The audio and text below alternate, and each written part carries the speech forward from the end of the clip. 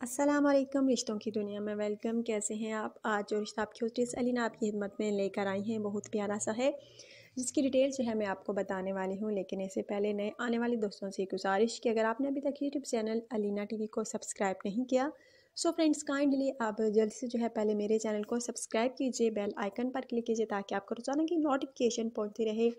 और अगर आज की वीडियो आपको अच्छी लगती है तो लाजमी आपने लाइक करना है और साथ ज़्यादा से ज़्यादा शेयर भी कर देना है।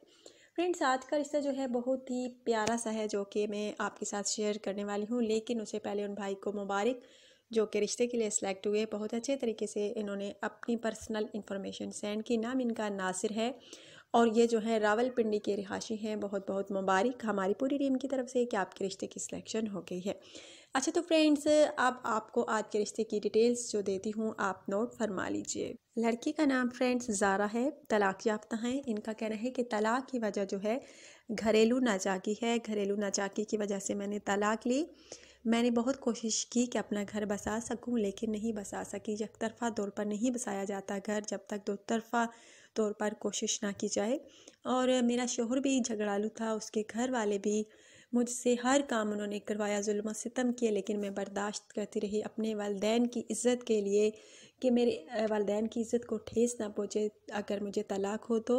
सब बर्दाश्त करती रही। वालिदैन फ़ोन करते तो पूछते बेटा क्या हाल है, लेकिन मैंने कभी अपना दुख उनको नहीं बताया, क्योंकि जिनकी बेटियां परेशान हों उनके वालिदैन भी परेशान हो जाते हैं।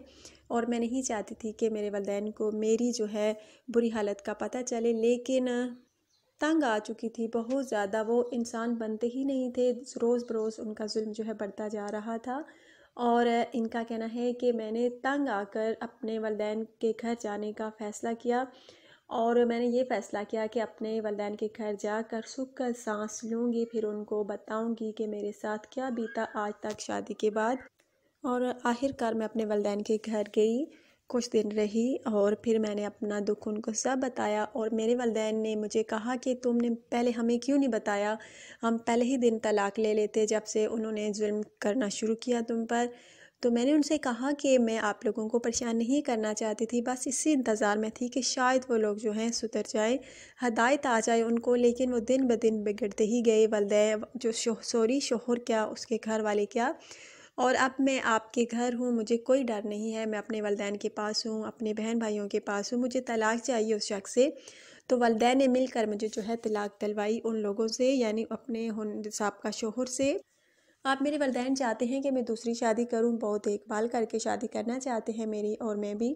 अगर आप में से किसी को मैं पसंद आऊं तो आप रब्ता कर सकते हैं। सारी डिटेल जो है मैंने आपसे शेयर की है। इनका कहना है ज़ारा का, अगर आप में से किसी को ये पसंद आती हैं तो आप रब्ता कर सकते हैं। बहुत प्यारी सी खूबसूरत सी हैं और रिहाइश इनकी जो है बहुत ही प्यारी सी जगह है मरी।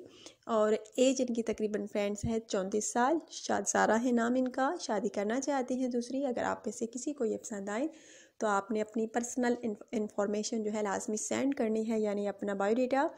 जब तक आप अपनी पर्सनल इंफॉर्मेशन सेंड नहीं करेंगे तब तक आपके रिश्ते की सिलेक्शन नामुमकिन है।